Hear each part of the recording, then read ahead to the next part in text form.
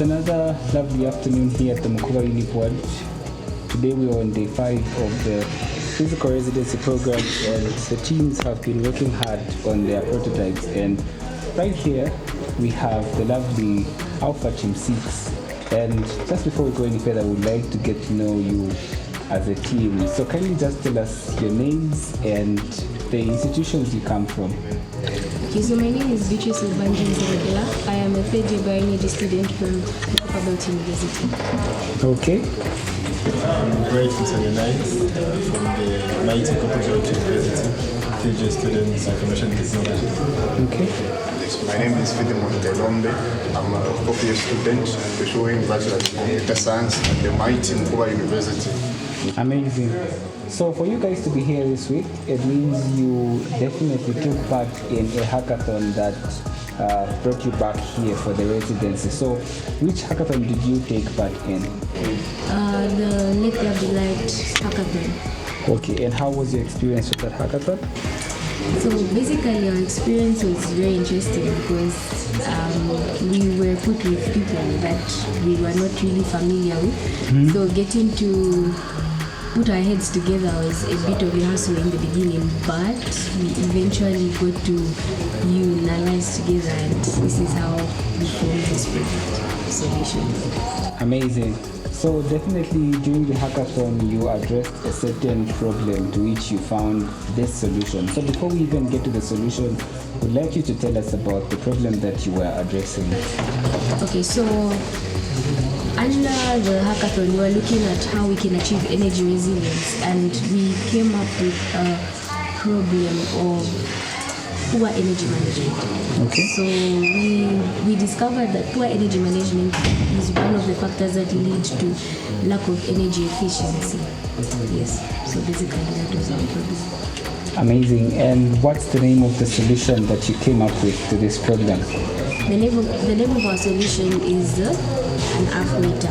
So the Afmeter is a smart efficiency meter that is able to regulate the flow of energy being supplied in either domestic household or at industrial level. All right, thank you very much. So to those that might be hearing this Afmeter for the first time, they would like to know, how does this solution work?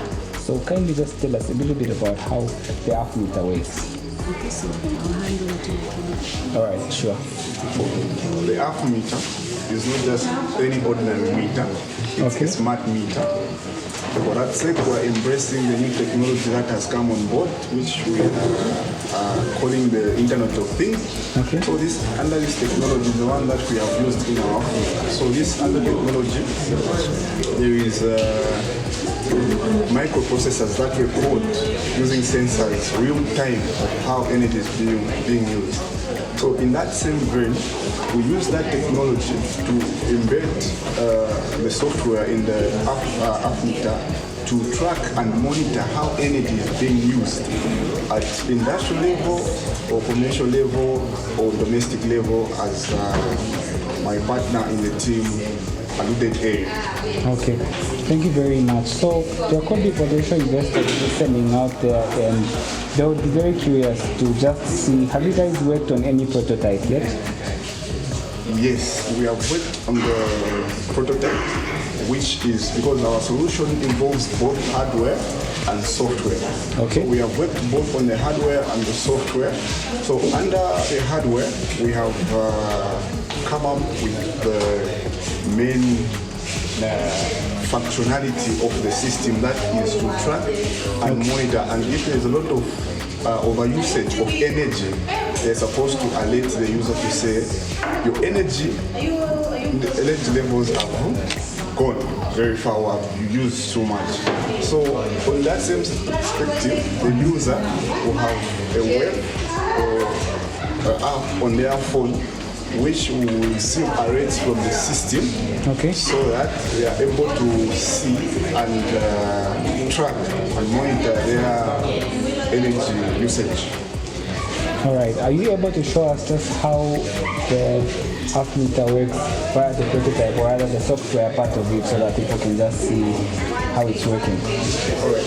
How our meter works, or how our prototype of the meter works. So in every innovation journey, about innovation optimization. So we are at the prototype stage, and how we decided to prototype our idea is to see whether this thing is possible or it can be achieved. Okay. And so far, the progress that we have made is giving us fully hope and potential to say that this thing can be achieved and can be made, and the problem will be solved. So under prototype, we went with the stimulation and the hardware and the software here. So under the stimulation part, we have the meter stimulating here. So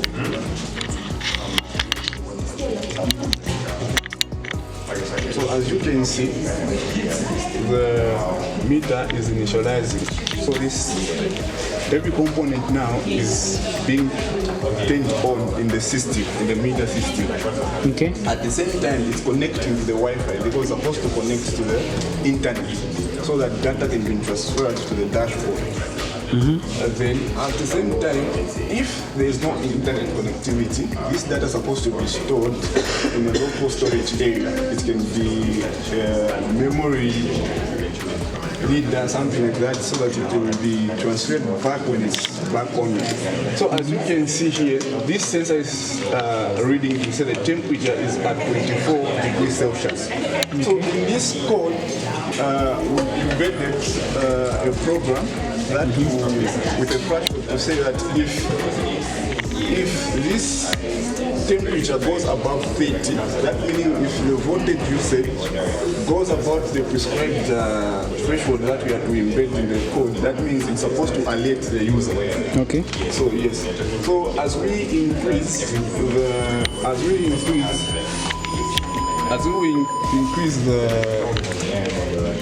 the temperature, it will be saying warning. Meaning to say that's a warning. Then when it goes beyond, it will say it's overheating now. It's something supposed to be done. So once this signal is reached there, it will be sent to the dashboard now, which is here to the software, which is here. So as you can see here, we have the voltage, we have the current, we have the power, we have the efficiency, we also have the temperature, we also have the humidity, then we also have the relay that gives which gives the user the power to switch off or on the current, which is loading, which reduces the load on the circuit. So at this part, this is how the user will be seeing the data on the dashboard. Then when you come to the hardware, here you can see the